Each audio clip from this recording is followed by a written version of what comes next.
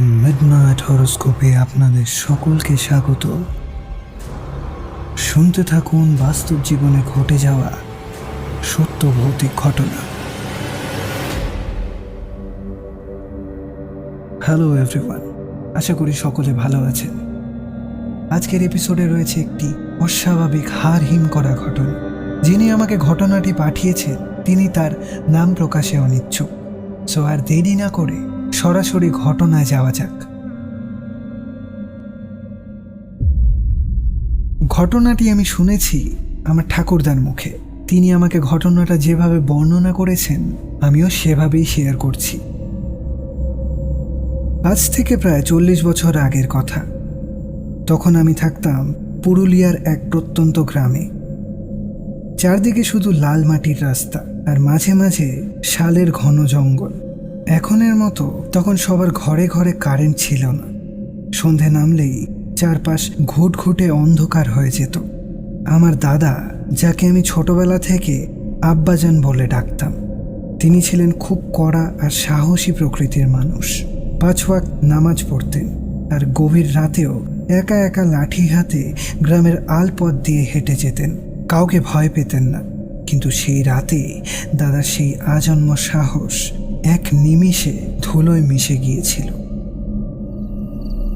সেদিন ছিল কনকনে শীতের রাত। বাইরে কুয়াশার এমন ঘন চাদর যে নিজের হাতটাও দেখা যাচ্ছিল না। রাত তখন আনুমানিক 2টো। হঠাৎই আমাদের মাটির বাড়ির সদর দরজায় একটা অদ্ভুত শব্দ হতে শুরু করলো। কোনো মানুষ যেভাবে কড়া নাড়ে সেভাবে নয়। মনে হচ্ছিল কেউ তার লম্বা ধারালো নখ দিয়ে দরজার কাঠটা আছড়াচ্ছে। আব্বাজান তখন তাহাজ্জুদের নামাজ শেষ করে জায়নামাজে বসে তসবিহ গুনছিলেন। শব্দটা শুনে তিনি লণ্ঠনটা হাতে নিলেন আর অন্য হাতে ওনার সেই লাঠিটা চেপে ধরে সদর দরজাটা খুললেন। বাইরে কেউ ছিল না, শুধু কনকনে ঠান্ডা হাওয়া আর শাল জঙ্গল থেকে ভেসে আসা একটা অদ্ভুত গন্ধ, যেন অনেক পুরনো কোনো মরা পচে গেছে। আব্বাজান ভাবলেন হয়তো কোনো বুনো জানোয়ার হবে। তিনি দরজা বন্ধ করতে যাবেন, ঠিক তখনই ওনার চোখ গেল উঠোনের কোণে থাকা কুয়ো পাড়টার দিকে। কুয়াশার আবছা আলোয় দেখা গেল কুয়োর পাড়ে কেউ একজন উবু হয়ে বসে আছে, পরনে সাদা পোশাক। আব্বাজান ভাবলেন গ্রামেরই কোনো চেনা মানুষ হয়তো বিপদে পড়েছে। তিনি লণ্ঠনটা উঁচিয়ে ডাকলেন, কে বসে আছে ওখানে? কোনো উত্তর নেই।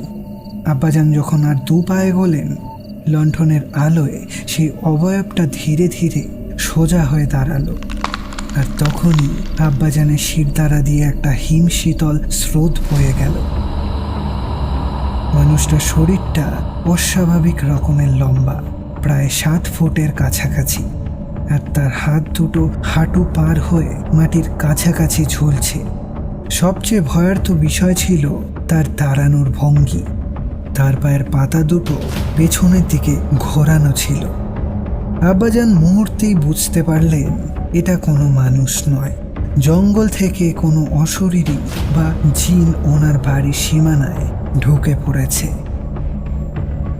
তিনি চিৎকার করে কোরআনের আয়াত পড়তে শুরু করলেন, কিন্তু সেই অতিলৌকিক সত্তাটি ভয় পাওয়ার বদলে এক অদ্ভুত কাণ্ড করল। সে ঘাটটা পুরোপুরি 180 ডিগ্রি ঘুরিয়ে আব্বাজানের দিকে তাকালো। তার চোখ দুটো ছিল জ্বলন্ত কয়লার মতো, আর মুখটা কান পর্যন্ত চেরা। এক বিভৎস অমানসিক হাসিতে ফেটে পড়ল সে।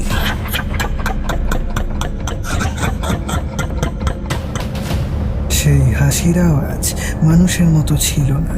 মনে হচ্ছিল অনেকগুলো হিংস্র পশু একসঙ্গে আর্তনাদ করছে। হঠাৎই সেই ছায়াটা বাতাসের গতিতে ছুটে এসে আব্বাজানের উপর ঝাঁপিয়ে পড়ল। লণ্ঠনটা হাত থেকে ছিটকে পড়ে নিভে গেল। খুটখুটে অন্ধকারের মধ্যে শুরু হলো এক ভয়ানক ধস্তাধস্তি। ঠিক তখনই ঘরের ভেতর থেকে আমার দাদি আর বাবা চিৎকার শুনে হ্যারিকেন নিয়ে বাইরে বেরিয়ে আসেন।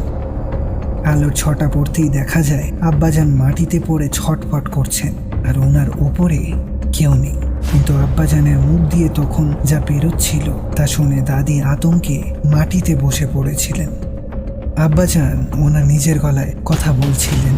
ওনার মুখ থেকে বেরিয়ে আসছিল এক গম্ভীর, ভারী আর খসখসে অমানসিক গলার আওয়াজ।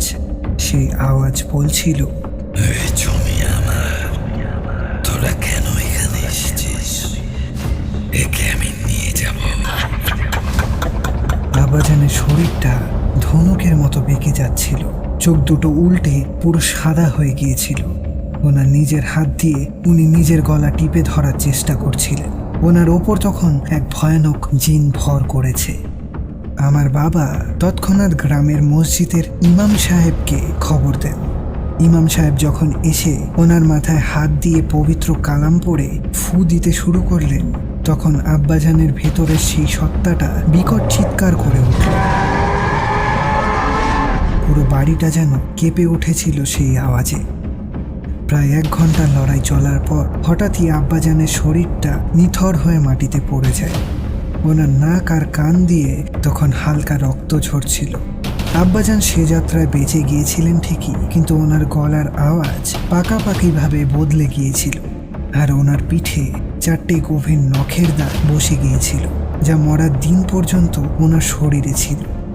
আব্বাজান পরে আমাদের বলেছিলেন সেই সত্তাটার শরীরটা ছিল বরফের মতো ঠান্ডা, আর তার গায়ে অসুরের মতো শক্তি। আব্বাজান বলতেন, রাতের বেলায় যখন লাল মাটির বুকে কুয়াশা নামে, তখন কখনো একা বেরোতে নেই। কিছু কিছু অশরীরী সত্তা মানুষের রূপ নিয়ে ঘুরে বেড়ায়, শুধু একটু সুযোগ খোঁজার অপেক্ষায়। সো এই ছিল আজকের ঘটনা। কমেন্ট করে জানিয়ে দিন ঘটনাটি আপনাদের কেমন লেগেছে। আপনার জীবনেও যদি এরকম অদ্ভুত অলৌকিক ঘটনা ঘটে থাকে তাহলে শেয়ার করে দিন আমাদের ফেসবুক পেজে, অথবা মেল করুন thebluetalks@gmail.com এ। সমস্ত লিঙ্ক ডেসক্রিপশনে দেওয়া রইল। আজকের মতো এখানেই শেষ করছি। সকলে ভালো থাকবেন, সুস্থ থাকবেন। শুভরাত্রি।